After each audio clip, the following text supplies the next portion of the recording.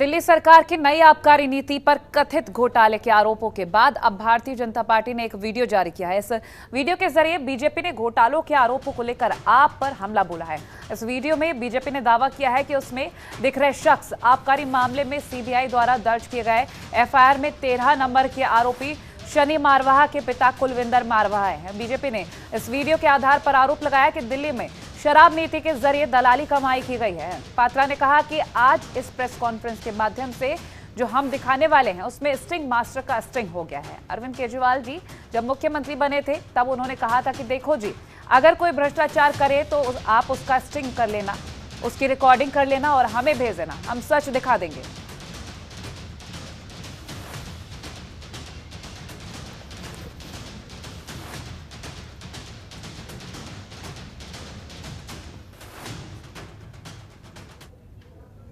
और अब आपको वो वीडियो दिखा देते हैं जो भारतीय जनता पार्टी ने जारी किया है स्टिंग के जरिए। ਮੀਟਿੰਗਾਂ 'ਚ ਉਹਨਾਂ ਨੇ ਕਿਹਾ ਤੁਸੀਂ ਐਵੇਂ ਪਾਲਿਸੀ 'ਚ ਕੀ ਲਿਖਿਆ ਸੀ L1 ਉਹਨੂੰ ਦੇਾਂਗੇ ਜਿਹਦੀ ਕਿ 150 ਕਰੋੜ ਦੀ ਆਲਰੇਡੀ ਸੇਲ ਹੋ ਗਈ। ਇਹਦਾ ਮਤਲਬ 90% ਤੇ ਦਿੱਲੀੋਂ ਬਾਹਰ ਹੀ ਹੋ ਗਈ। उन्होंने जो खेल खेले उन ते दसना ही है ना कि एवें खेल खेलते हैं इन्होंने। खेल तो 12% ਦਾ ਜਨਮ ਹੈ, ਇਹ ਤਾਂ ਕੋਈ ਦੌਰਾ ਨਹੀਂ। खास है। और शुरू में जो लेते हैं उन्होंने वो मोटे शुरू से ਲੈਣ ਦੀ ਲੋੜ ਕੀ ਸੀ? 12% ਤੁਹਾਡੇ ਗਾੜੀ ਦਾ ਟਰੱਕ ਆਇਆ, 12% ਪੈਸੇ ਮਿਲ ਗਏ 6 ਤੇ ਪੈਸੇ ਸ਼ੁਰੂ ਕੀ ਚੀਜ਼ ਹੁੰਦੀ? ਸ਼ੁਰੂ ਦਾ ਕੋਈ ਕੁਐਸਚਨ ਹੀ ਨਹੀਂ ਨਾ। ਉਹ ਤਾਂ ਵੈਸੇ ਪਿਆਰ ਨਾਲ ਤੁਸੀਂ ਜੋ ਦੇ ਦਿਓ ਉਹ ਤੇ ਸਾਡੇ ਦੇਣ ਤੋਂ ਪਹਿਲੇ ਉਹੀ ਦੇ ਦੇਣਗੇ ਜਿਹੜੇ ਵਿਚੋਲੇ ਹੈਗੇ ਸੀ। ਉਹੀ ਹਾਂ ਵਿਚੋਲੇ। ਹੁਣ ਵਿਚੋਲੇ ਅੰਦਰ ਨੇ ਜੋ ਦਿੱਤਾ ਹੈ ਤੁਸੀਂ ਤਾਂ ਵਿਚੋਲਿਆਂ ਨੂੰ ਹੀ ਦਿੱਤਾ ਹੋਏਗਾ ਨਾ। ਸਰ ਅਸੀਂ ਵਿਚੋਲਿਆਂ ਨੂੰ ਕਿਉਂ ਦੇਵਾਂਗੇ? और साढ़े जब सैटल होगी 6% जो जो आएगा तो ले जाने किसी ने 6% आसान करना समझो देना है। 6% देना भी आसान नहीं सीधा। सुन लो आज गाड़ी को माल आया 100 करोड़ का है तो 12 करोड़ रुपया तो कमीशन आ गई।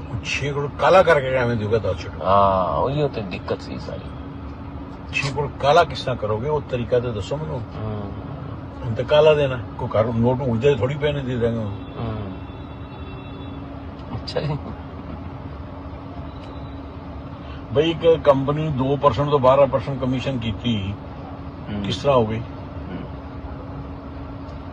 ढाल वगैरह जो अमन ढाल वगैरह ने दिल्ली तो बाद पंजाब भी ले ले, जिले पंजाब ठेके ले वो पिट्टेगा नहीं पंजाब वाला जो शराब का काम करता सी।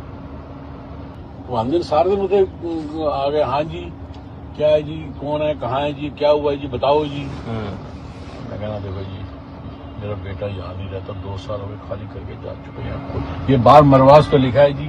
मैं कहा मैं दूसरा चाचा हूँ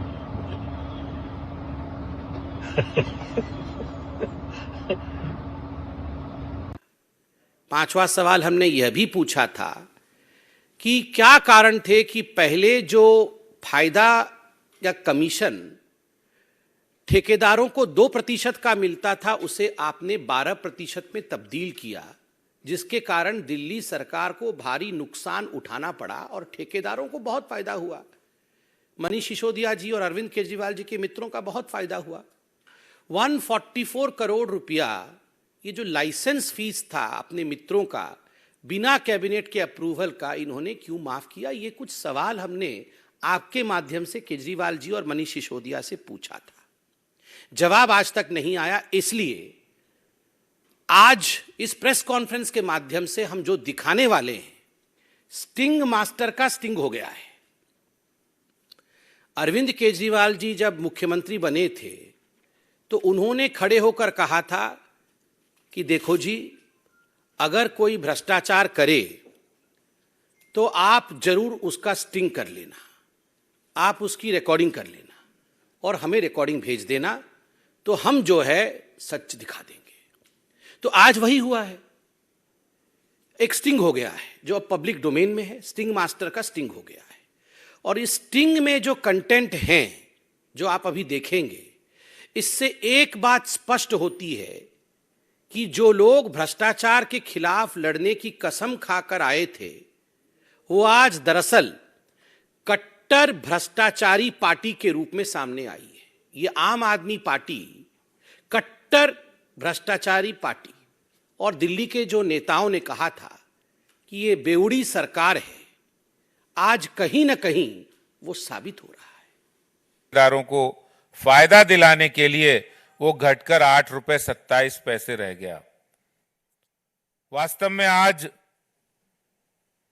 दुख तकलीफ के साथ एक गुस्सा भी है, और गुस्सा इसलिए है कि हमारी दिल्ली, जो एक बेहतर दिल्ली होनी चाहिए थी, जिसकी जिम्मेदारी दिल्ली की जनता ने अरविंद केजरीवाल को सौंपी, मनीष सिसोदिया को सौंपी, लेकिन वो दिल्ली की बेहतरी के लिए, दिल्ली के लोगों की बेहतरी के लिए काम करने की बजाय वो शराब के ठेकेदारों की बेहतरी के लिए काम कर रहे थे। वो दिल्ली के हर घर में पानी पहुंचाने की बजाय हर गली मोहल्ले के नुक्कड़ों पर शराब के ठेके खोलने में व्यस्त थे। वो दिल्ली में जितने सवाल, जितने प्रश्न हम करते थे, उस सारे प्रश्नों का जवाब ये स्टिंग ने दे दिया है।